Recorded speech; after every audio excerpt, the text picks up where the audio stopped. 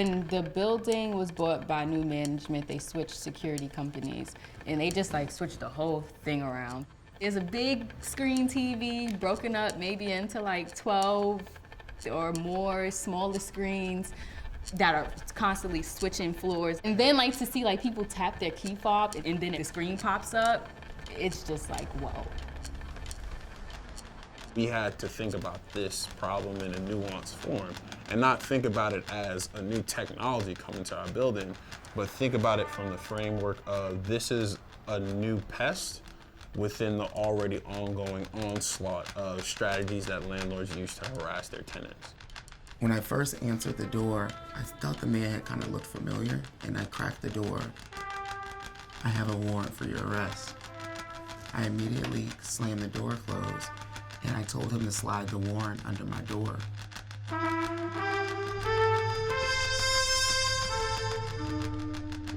We received this really thick manila packet, probably had like 30-something pages in it. And it had a one-pager about the type of technology that they would be using, which was Stone Lock's facial recognition heat mapping system, which they tried to sell as being like a better alternative to other facial recognition systems. But to get into the building, I would need to scan my face. And that was my first time where I had a real negative relationship with technology, because it was something I never asked for being imposed on me, and the things that it was going to potentially take was something I had a problem with.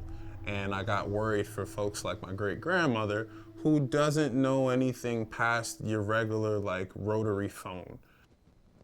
I'm raising a brown boy in New York City, in gentrified Brooklyn. It does not make me feel safe for my son. It does not make me feel good at all. I don't want his biometric data in some system from when he was 4 years old.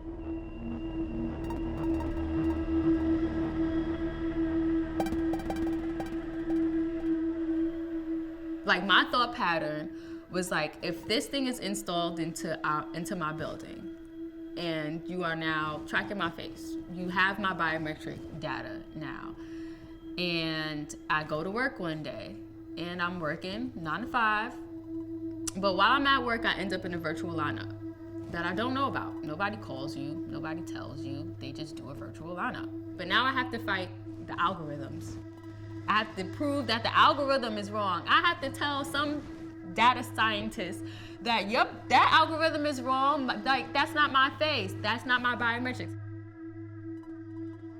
I was looking out of my bedroom windows, and there was officers in my patio area, and one on my fire escape. One was holding his holster like this, and the other had a long gun, and they were pointing it directly at me.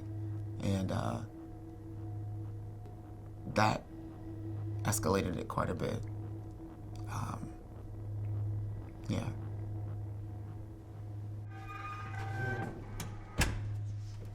So this is where the police had a battering ram against my door. Inside, the walls were shaking, pictures were falling down. I could hear them counting loudly, saying 1, 2, 3, boom. There's evidence that they use facial recognition software to track me, and a lot of the details are pointing towards that. I know that they utilize my social media.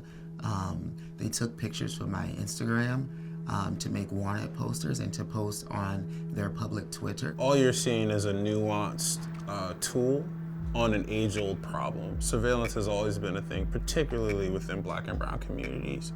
I don't think law enforcement has a history of de-escalating when it comes to Black bodies and Black men especially. The algorithms aren't built to recognize us. Faces like ours are not put into the data sets.